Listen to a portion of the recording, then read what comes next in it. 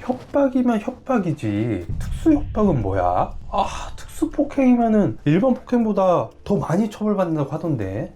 특수까지는 아닌데 왜 특수인 거지?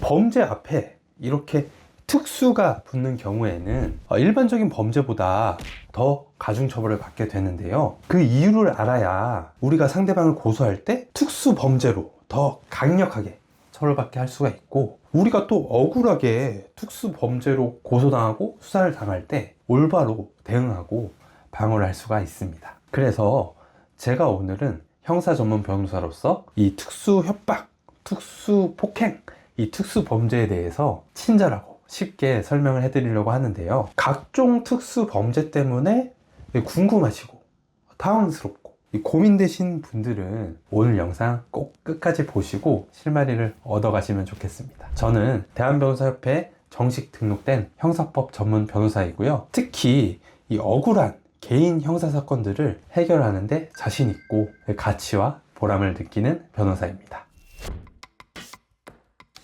이 특수 협박죄, 특수 폭행죄 모두 이 단체 또는 다중의 위력을 보이거나 위험한 물건을 휴대해서 협박이나 폭행을 했을 때 이 특수 범죄로 가중처벌을 받게 됩니다. 단체 또는 다중의 위력을 보인다. 이거는 쉬워요. 여러 사람이 동시에 공격하는 경우 이 특수가 붙어서 가중처벌을 받게 된다는 뜻입니다. 쉽게 말해서 다구리, 몰매 이런 경우라고 보시면 됩니다. 사실 이 특수 범죄는 위험한 물건이 뭐냐?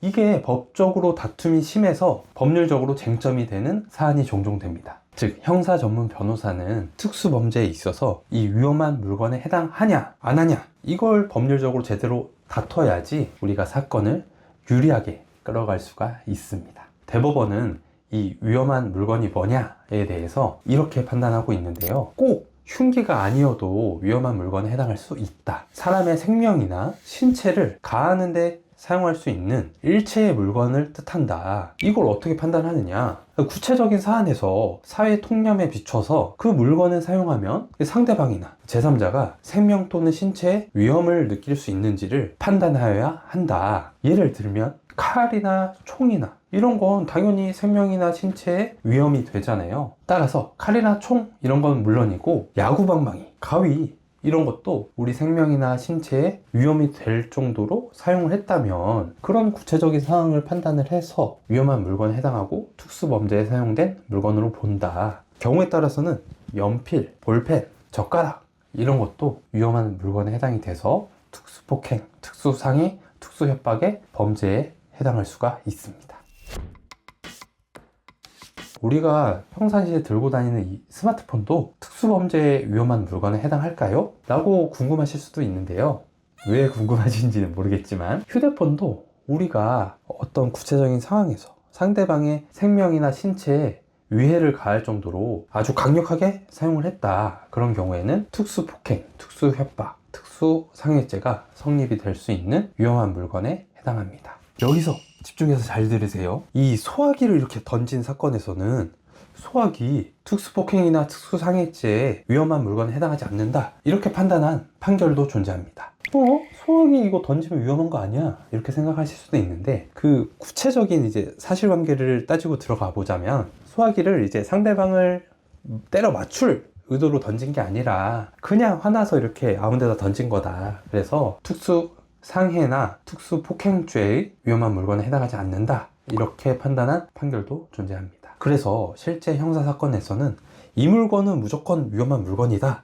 이 물건은 절대로 위험한 물건에 해당하지 않는다. 이런 공식은 존재하지 않는다. 그래서 여러분이 혼자서 고민하고 사건을 틀리게 판단하지 마시고 꼭 이런 특수범죄와 관련된 형사사건은 전문적인 변호사와 상담을 하셔서 제대로 형사사건을 판단하시고 올바르게 형사사건을 해결해 나가셔야 합니다.